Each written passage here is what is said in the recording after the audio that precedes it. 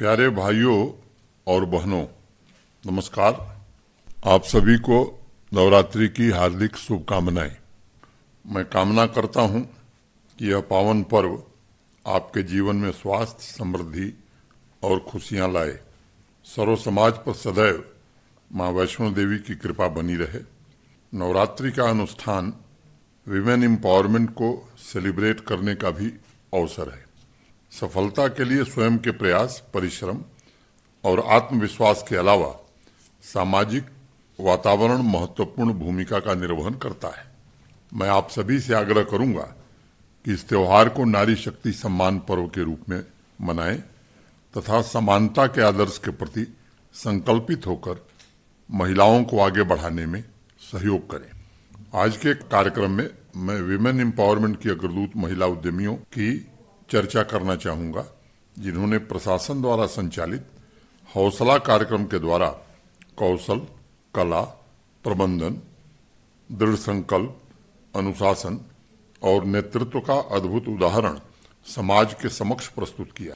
श्रीनगर की राबिया रसूल कारपेट्स नाम की कंपनी चला रही हैं। उनकी कंपनी हैंडमेड सिल्क कारपेट की मैन्युफैक्चरिंग, रिटेल और एक्सपोर्ट पर फोकस कर रही है। सबसे खास बात यह है कि राबिया सांस्कृतिक धरोहर आर्दाबिल कारपेट स्टाइल पर काम कर रही हैं, जिसे विश्व का सबसे प्राचीन और सबसे पवित्र कारपेट माना जाता रहा है। उनकी कंपनी से लगभग 300 आर्टिजन जुड़े हुए हैं। हौसला कार्यक्रम के जरिए राबिया को ट्रेनिंग के अलावा मिडिल ईस्ट के एंटरप्रेन्योर से भी मिलने और इंटरेक्ट करने का अवसर मिला था। आज उनके क्लाइंट्स की संख्या बढ़ी है, सेल्स में कई गुनी वृद्धि हुई है और नए मार्केटिंग आइडियाज के द्वारा वह बिजनेस के एक्सपेंशन पर फोकस कर रही हैं। राबिया ने मुझे एक सुझाव भी भेजा है। उनका कहना है कि भविष्य में ट्रेड प्रमोशन काउंसिल एक्सपो आयोजित करने से पहले लोकल एंटरप्रेन्योर से अवश्य बात करे, ताकि लोकेशन और टाइमिंग सभी महिला उद्यमियों के लिए उपयुक्त हो और एक्सपो को अच्छा रिस्पांस मिले। राबिया, इस सुझाव के लिए आपका शुक्रिया। मैं Jammu Kashmir trade promotion council को उचित कार्रवाई का अवश्य निर्देश दूंगा। जम्मू की संचयिता प्रधान खजूरिया शिल्पकारी बाजार बिजनेस एंटरप्राइज का नेतृत्व कर रही हैं। यह कंपनी गांव में रहने वाली महिला तथा पुरुष कलाकारों के साथ मिलकर बसोहली तथा बीना आर्ट को रिवाइव करने का भगीरथ प्रयास कर रही है। बसोहली आर्ट के कमर्शियलाइजेशन के लिए ट्रे, ज्वेलरी तथा साड़ियों पर इस कला को उकेरा जा रहा है, ताकि मधुबनी और पट्टचित्रा जैसी भारत की समृद्ध विरासत की तरह बसोहली बीना आर्ट को भी इंटरनेशनल मार्केट में प्रमुख पहचान मिल सके। हौसला कार्यक्रम के जरिए संचयिता को हर संभव सपोर्ट जम्मू हाट में स्पेस के अलावा अपने अद्भुत प्रयासों को सूरज कुंड क्राफ्ट मेला, मुंबई ट्रेड फेयर तथा पंजाब ट्रेड फेयर में भी प्रदर्शित करने का अवसर मिला है और आज उनकी कंपनी की चर्चा पूरे देश में हो रही है। संचयिता ने नारी शक्ति को आर्थिक विकास का महत्वपूर्ण स्तंभ बनाने के लिए मुझे कुछ सुझाव भी भेजे। उनका कहना है कि सभी संबंधित डिपार्टमेंट को गांव की उन महिला कलाकारों को चिन्हित करने की आवश्यकता है जिन्हें अभी तक किसी प्रकार का सरकारी सहयोग नहीं मिला है। उनका दूसरा सुझाव है कि जम्मू हाट की पब्लिसिटी सोशल मीडिया प्लेटफॉर्म्स के जरिए की जाए। इससे से ज्यादा स्थानीय निवासी एवं टूरिस्ट को जम्मू हाट में उपलब्ध विभिन्न प्रकार के ग्रामीण उत्पादों, हैंडीक्राफ्ट तथा हैंडलूम प्रोडक्ट के बारे में जानकारी मिल सकेगी और लोग वहां तक पहुंच सकेंगे। संचयिता, सबसे पहले तो मैं आपको इस अद्भुत मिशन के लिए बहुत बहुत बधाई देना चाहूंगा। आपके प्रयासों ने क्राफ्ट्स की धरोहर को पुनर्जीवित करने के साथ साथ जिस प्रकार लोक कला में सकारात्मक बदलाव को प्रेरित किया है, वह अत्यंत सराहनीय है। महिला कलाकारों के जीवन में आत्मनिर्भरता तथा समाज में समानता लाने की यह पहल महिला केंद्रित विकास को निश्चित रूप से प्रोत्साहित करेगी। मैं आपके सुझावों पर संबंधित डिपार्टमेंट्स को सुनियोजित तरीके से एक्शन प्लान बनाकर कार्रवाई का अवश्य निर्देश दूंगा। जरीफा हामिद कुछ वर्ष पहले तक पश्मीना शाल की छोटी सी मैन्युफैक्चरिंग यूनिट चलाती थी। अपने बिजनेस को स्केल अप करने के लिए उन्होंने हौसला कार्यक्रम ज्वाइन किया। इस कार्यक्रम के द्वारा उन्हें अपने बिजनेस को रीओरिएंट करने तथा मार्केट डिमांड के अनुरूप नई स्ट्रेटजी सीखने, ई कॉमर्स के पोटेंशियल को समझने का अवसर मिला। ई कॉमर्स के माध्यम से उनके क्लाइंटेल अब देश ही नहीं बल्कि विदेशों में भी है। जरीफा को ट्रेनिंग के दौरान ह्यूमन रिसोर्स मैनेज करने का भी गुण सीखने का मौका मिला था। इससे उन्हें कंपनी के बिजनेस को निरंतर स्केल अप करने तथा अनेक परिवारों के जीवन को रूपांतरित करने का अवसर मिला है। जरीफा ने मुझे एक सुझाव भी भेजा है।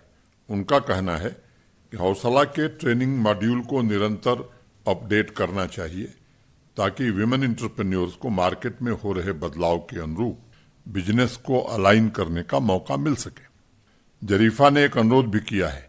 उनका आग्रह है कि हौसला के पिछले बैच की विमेन एंटरप्रेन्योर्स को ब्रांडिंग तथा मार्केटिंग के विषय में अपडेट करने के लिए समय समय पर वर्कशॉप का आयोजन किया जाना चाहिए। जरीफा, आपके सुझाव के लिए मैं अत्यंत आभारी हूं। सामाजिक आर्थिक व्यवस्था की रीढ़ के रूप में आप जैसे विमेन एंटरप्रेन्योर्स जिस प्रकार अपनी भूमिका निभा रहे हैं उस पर मुझे अत्यंत गर्व है। हौसला के माध्यम से आप लोगों ने एक ऐसा प्लेटफॉर्म विकसित करने में योगदान दिया है जो आज समाज में नए आदर्श के रूप में उभर कर सामने आया है और जम्मू कश्मीर की प्रगति में महत्वपूर्ण भूमिका निभा रहा है। मानसी गुप्ता ने अपने परिश्रम और रचनात्मकता से महिला उद्यमियों के बीच अपनी खास पहचान बनाने में कामयाबी हासिल की है। उनकी कंपनी MG डिजाइन स्टूडियो के लिए हौसला कार्यक्रम मात्र ट्रेनिंग हासिल करने का माध्यम नहीं था। वह मानती हैं कि उन्हें हौसला के जरिए लोकल प्रोडक्ट्स को ग्लोबल मार्केट तक पहुंचाने की रणनीति सीखने का अवसर मिला है। तमाम ट्रेड फेयर्स, MSME एक्सपो के जरिए मानसी को अन्य एंटरप्रेन्योर्स के साथ टाई अप करने का मौका मिला, जिससे उनके डिजाइन कारोबार को आज अपार सफलता मिल रही है। नए आत्मविश्वास के साथ मानसी सांबा की कैलिको पेंटिंग, प्रिंटिंग तथा डिजाइन आर्ट को स्थानीय महिला कलाकारों के साथ मिलकर रिवाइव करने का प्रयास कर रही हैं। इसके अलावा फैशन डिजाइनिंग के लिए भी वह सांबा के स्थानीय वीवर से रॉ मटेरियल प्रोक्योर कर रही हैं।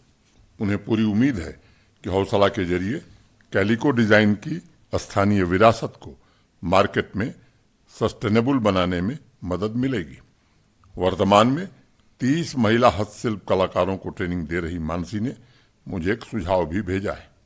उनका आग्रह है कि मार्केट लिंकेज के लिए एक स्थायी प्लेटफॉर्म विकसित किया जाए ताकि स्थानीय कलाकारों के प्रोडक्ट को भी ग्लोबल मार्केट में जगह मिल सके। मानसी, मैं आपको पारंपरिक कला के रिवाइवल और संरक्षण के लिए बहुत बहुत बधाई देता हूं। लोकल प्रोडक्ट्स को स्थायी मार्केट लिंकेज प्रदान करने की दिशा में कई कदम उठाए गए हैं और भविष्य में भी आपके सुझावों के आधार पर संबंधित विभाग को आवश्यक इंटरवेंशन का निर्देश दिया जाएगा। कई बार शुरुआत छोटी हो सकती है, लेकिन अगर हमारे सपने, हमारे संकल्प बड़े हों तो ऊंचे से ऊंचे लक्ष्य प्राप्त किए जा सकते हैं। यही जीवन का वास्तविक सार है। जीनत मुश्ताक ने कुछ वर्ष पहले अपने घर के छोटे से आउटलेट से परफ्यूम और कपड़ों के रिटेल का व्यवसाय शुरू किया था। हौसला कार्यक्रम ने जीनत के मन में बिजनेस को स्केल अप करने की आकांक्षा जागृत की। मैन्युफैक्चरिंग, मार्केटिंग तथा रिटेलिंग के 2 महीने के प्रशिक्षण ने उन्हें अपनी कंपनी मिरर के कॉमर्शियल स्केल को बढ़ाने में सहयोग दिया है। मैं मानता हूं, लक्ष्य के प्रति उद्देश्य जितना प्रगाढ़ एवं स्पष्ट होता जाएगा, सफलता उतने ही करीब आती जाती है। अब जीनत का लक्ष्य नेशनल तथा इंटरनेशनल एक्सपो में भाग लेना है ताकि वह जितने मार्केटिंग अनुभव, बिजनेस वैल्यूज अर्जित कर रही हैं वह नेक्स्ट जनरेशन को भी ट्रांसफर किया जा सके। जीनत, मैं भविष्य में आपके सभी लक्ष्यों की सफलता की कामना करता हूं। अगर संकल्प के प्रति जुनून हो तब नए रास्ते स्वयं खुलते जाते हैं। सीमावर्ती इलाके RS-पुरा की संयुक्ता भगत इसकी जीती जागती मिसाल है। समय की कमी की वजह से संयुक्ता ने ऑनलाइन के माध्यम से हौसला कोर्स को ज्वाइन किया। मार्केटिंग तथा ब्रांडिंग की ट्रेनिंग के पश्चात उन्होंने अपने बिजनेस को रीओरिएंट किया। आज गारमेंट सेक्टर में उनकी कंपनी अनन्या क्रिएशन अपना मुकाम बनाने में सफल हुई। तमाम चुनौतियों के बावजूद उन्होंने कारोबार जगत में सतत सीखना जारी रखा। संयुक्ता का कहना है कि हौसला कार्यक्रम वेमेन एम्पावरमेंट का एक सशक्त इंस्ट्रूमेंट है। उन्होंने मुझे एक सुझाव भी भेजा है।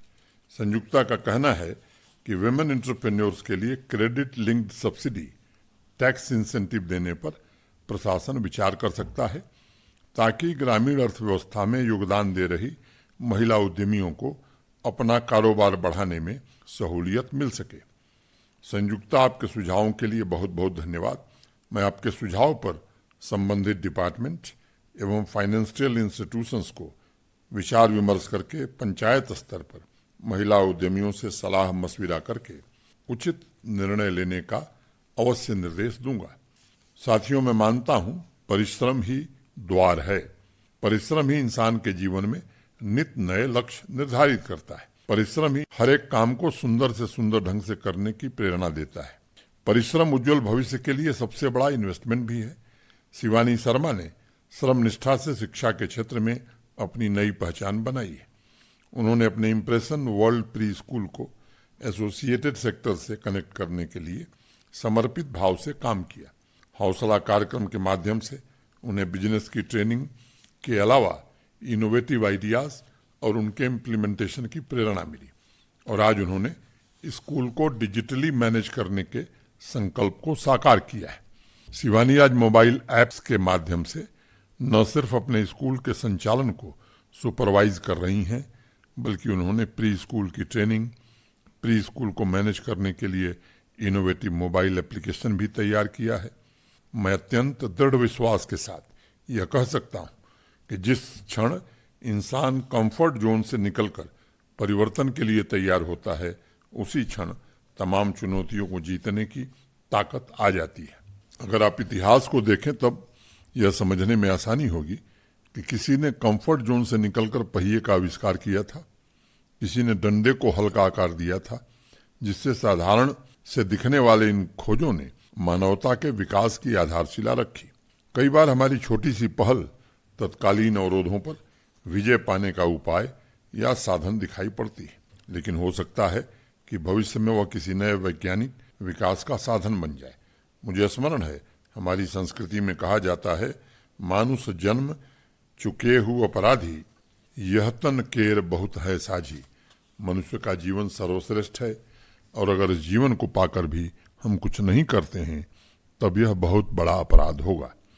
जब हम कारोबार के अलावा अन्य क्षेत्रों में भी श्रमनिष्ठा समर्पण के साथ नए उपाय ढूंढने लगते हैं, तब स्वयं के भीतर आत्मविश्वास और आत्मसम्मान की भावना पैदा होती है।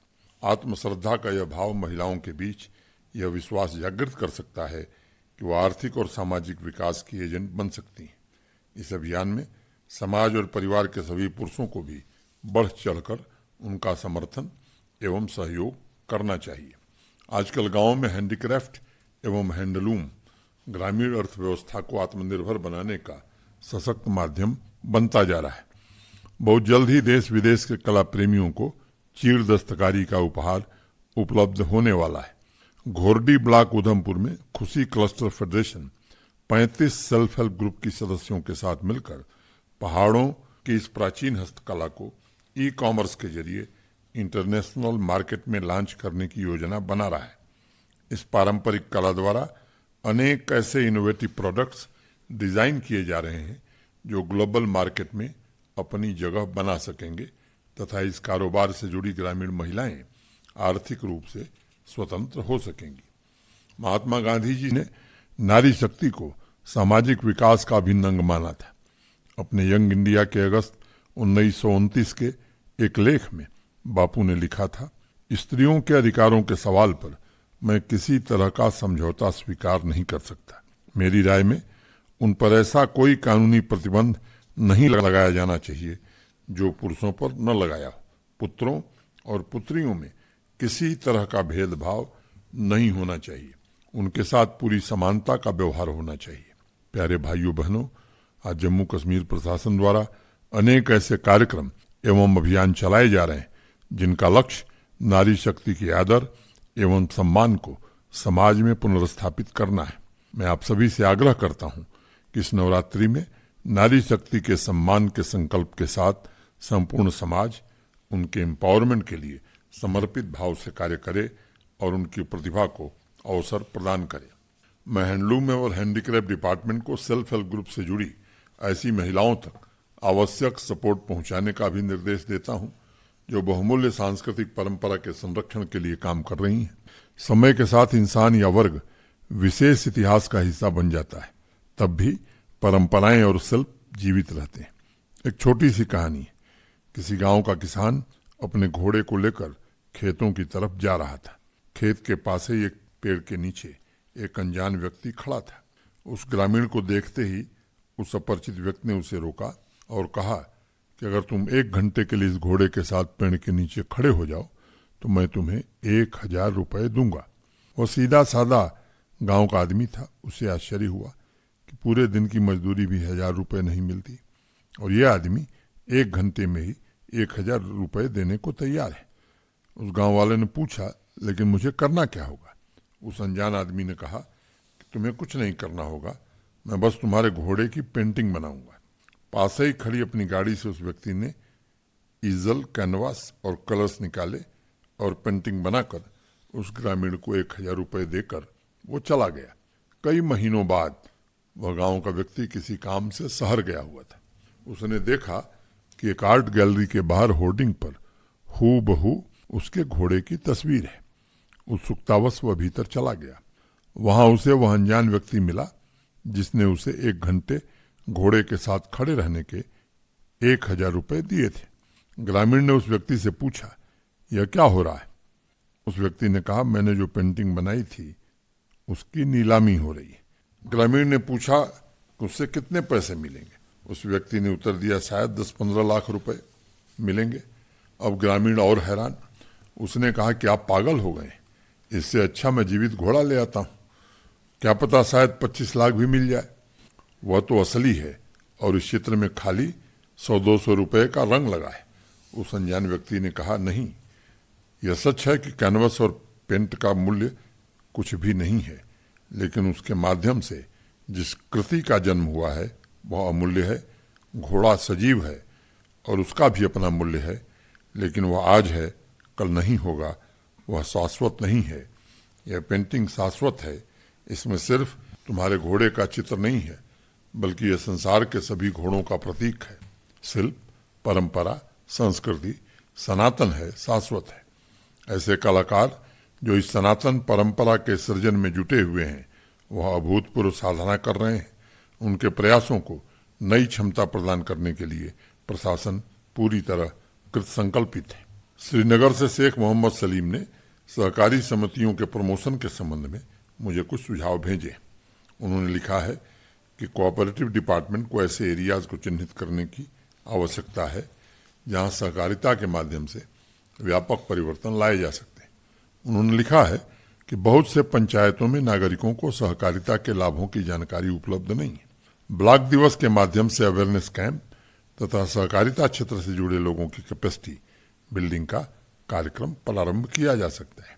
उन्होंने इस बात पर खास जोर दिया है कि ग्रामीण अर्थव्यवस्था के बेहतर विकास के लिए सहकारिता के क्षेत्र में महिलाओं को लीडरशिप रोल के लिए तैयार करना होगा। सलीम साहब, आपके सुझावों के लिए बहुत बहुत शुक्रिया। मुझे बड़े खेद के साथ कहना पड़ रहा है कि लंबे समय तक देश में सहकारी समितियों की उपेक्षा की गई थी। ये सच है कि सहकारी समितियां सामाजिक आर्थिक विकास का सशक्त माध्यम है, लेकिन भ्रष्टाचार के कारण, नीतिगत दोषों के कारण गरीबी उन्मूलन के इस महत्वपूर्ण हथियार को कमजोर बना दिया गया था। लंबे समय के बाद माननीय प्रधानमंत्री श्री नरेंद्र मोदी जी ने सहकार से समृद्धि का बीड़ा उठाया है। भारत के गृह मंत्री माननीय अमित शाह जी के नेतृत्व में सहकारिता की संस्कृति, सहकारिता की भावना को पुनर्जीवित किया जा रहा है। अभी पिछले हफ्ते कुपवाड़ा प्रवास के दौरान मैंने जम्मू कश्मीर वासियों, खासकर अपने ग्रामीण भाइयों का आह्वान किया था कि हमें हर पंचायत में एक पैक्स की स्थापना के संकल्प को साकार करना चाहिए। बहुत अल्प समय में 1000 से ज्यादा सहकारी समितियों को फंक्शनल बनाया गया है। 537 पैक्स का कंप्यूटराइजेशन किया जा चुका है। उनकी कार्य प्रणाली में पारदर्शिता लाने के लिए उन्हें डिस्ट्रिक्ट सेंट्रल कोऑपरेटिव बैंक के साथ जोड़ा गया है। अलग अलग सेक्टर्स में सहकारी समितियां विकसित हों, इसके लिए 94 पैक्स को ग्रामीण इलाकों में जन औषधि केंद्र शुरू करने के निर्देश दिए गए हैं।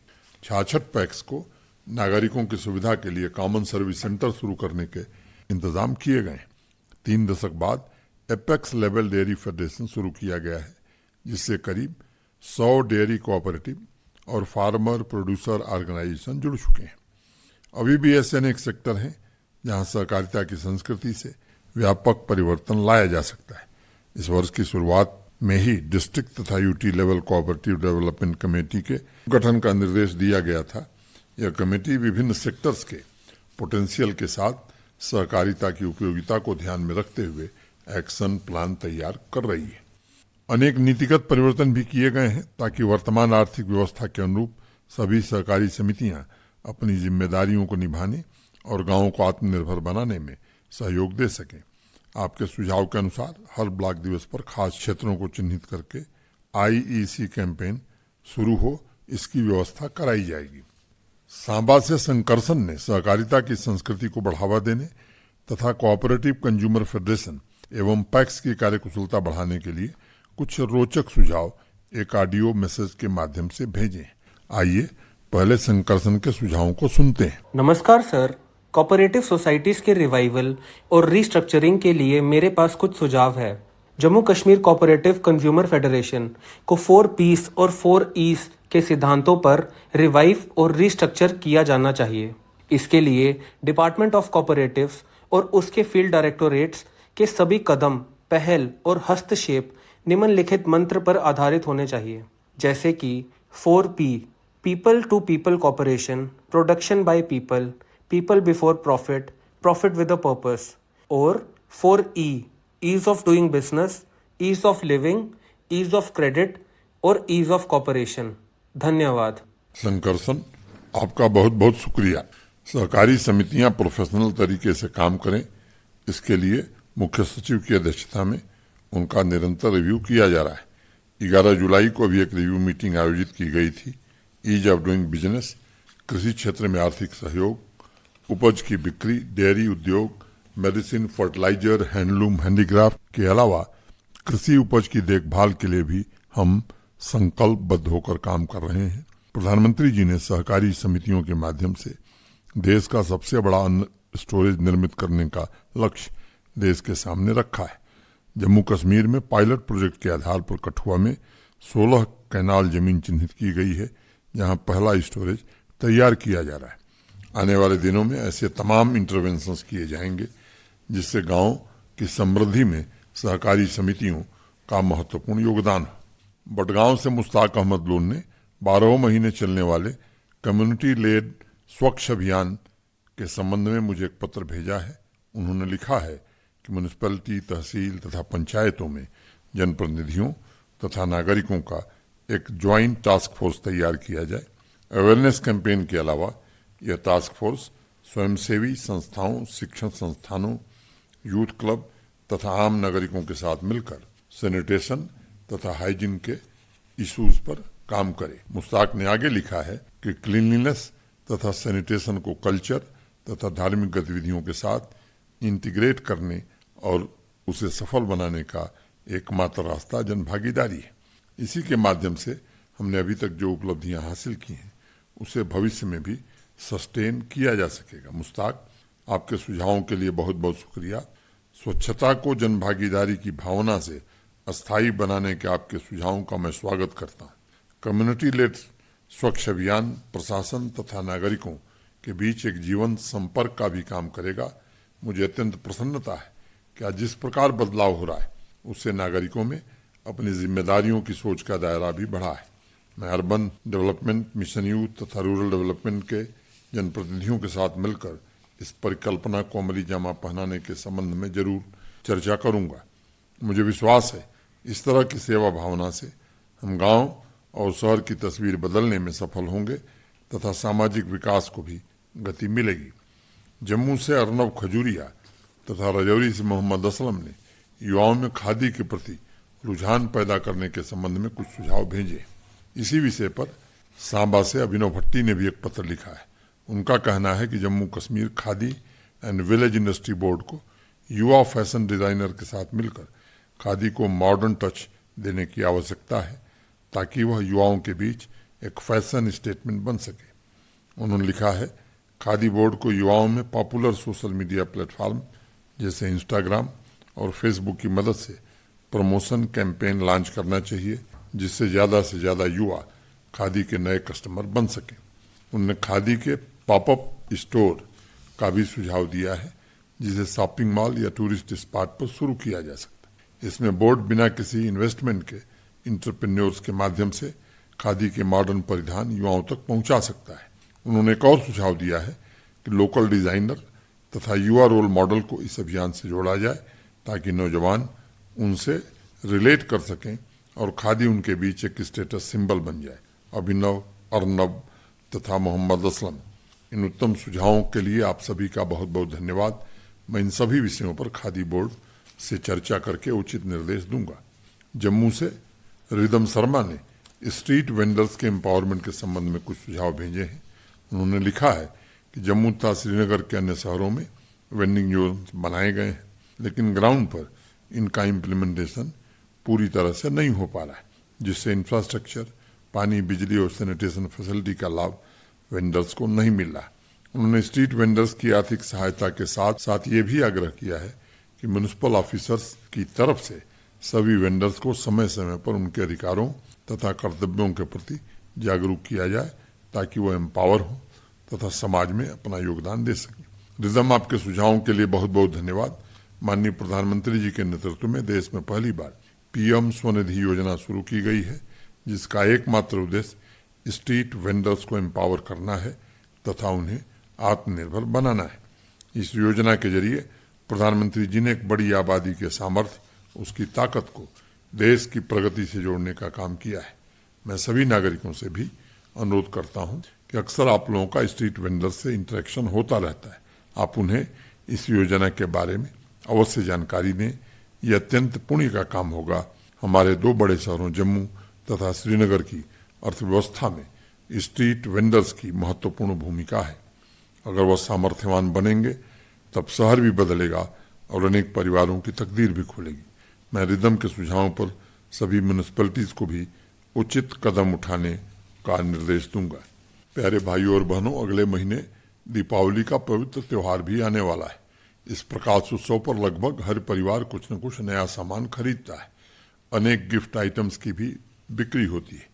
मेरा आप सबसे अनुरोध है कि इस दीपावली पर ज्यादा से ज्यादा सेल्फ हेल्प ग्रुप्स के उत्पाद खरीदें ताकि इससे जुड़ी हमारी माताओं बहनों को आर्थिक लाभ हो सके। अनेक सालों से मिट्टी के दिए खरीदने की परंपरा कम हो रही है। मैं चाहता हूं कि इस बार आप सभी अपने गांव के मोहल्ले के कुम्हार भाई बहन से दिए खरीदें और एक दिया देश के उन बहादुर सैनिकों और पुलिस के वीरों के नाम अवश्य जलाएं, जिनकी कर्मठता, जिनके त्याग और बलिदान से हमें खुली हवा में सांस लेने का अवसर मिला है। मैं आप सभी को दीपावली की भी अग्रिम शुभकामनाएं देता हूं। जय हिंद।